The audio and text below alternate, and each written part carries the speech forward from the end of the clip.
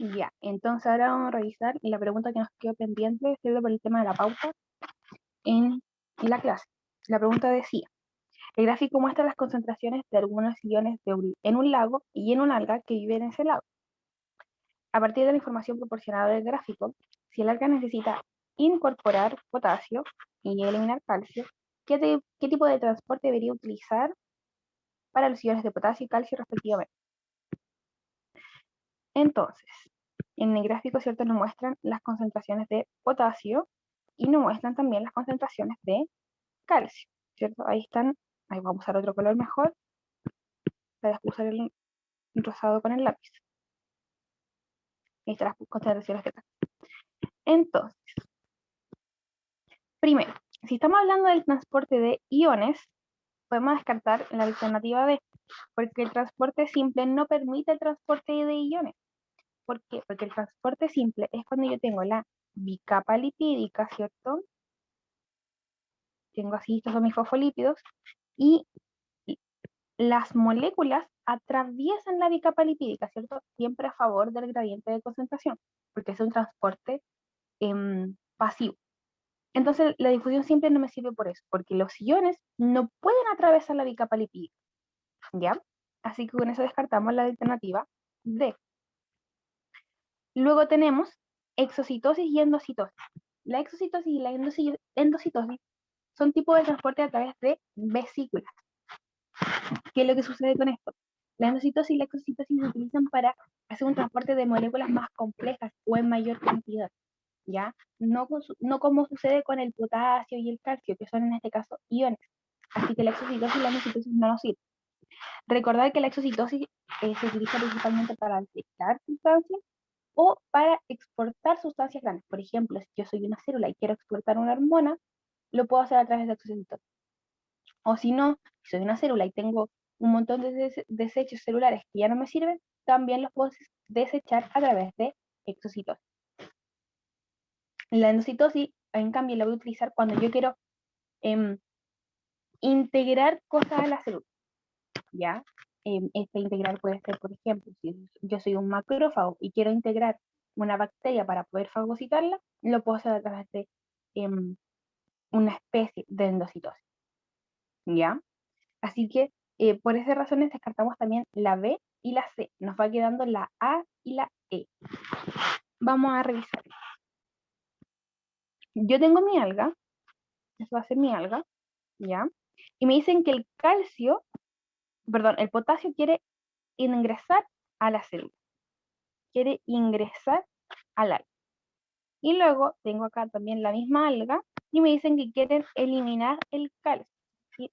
Esto así, con el calcio. Entonces, si nosotros vemos las concentraciones de potasio, vamos a ver primero el potasio dentro del alga es mayor que el potasio fuera del alga, es decir, en el agua. ¿Cómo lo sé? Porque acá en este gráfico el eje Y corresponde a las concentraciones, ¿cierto? De cada ion.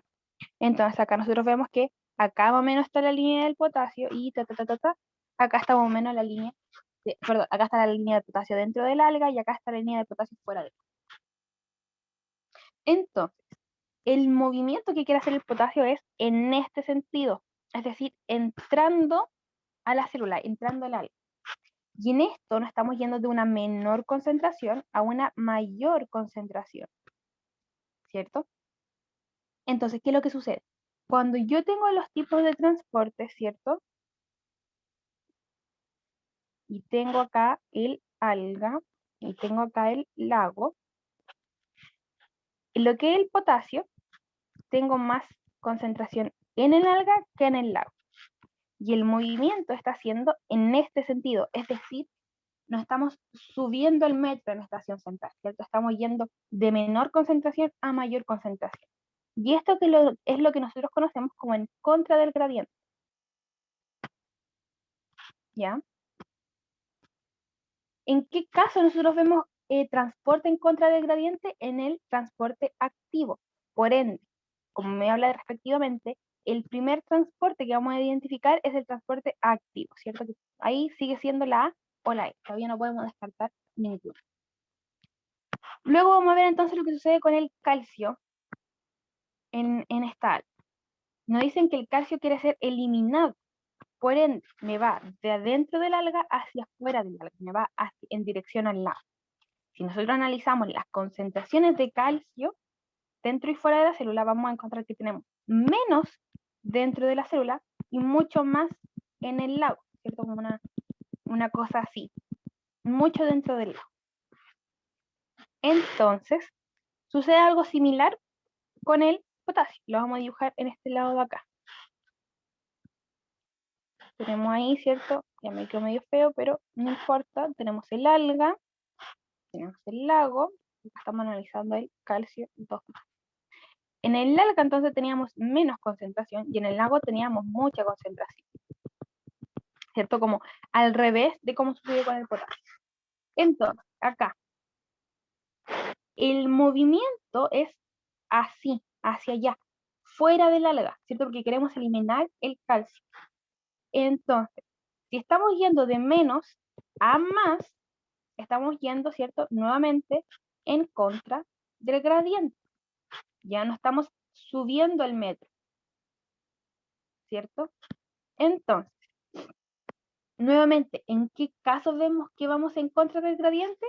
En el transporte activo, ¿cierto? Difusión facilitada es lo que nosotros descartaríamos, ¿ya? Y acá fue donde teníamos, ¿cierto? Tenía yo el error durante la clase porque tenía mal la pauta.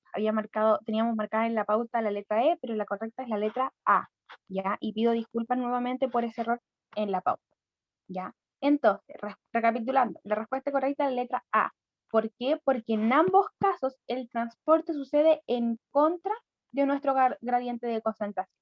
¿Qué significa que va en contra? Que va de una menor concentración hacia una mayor concentración.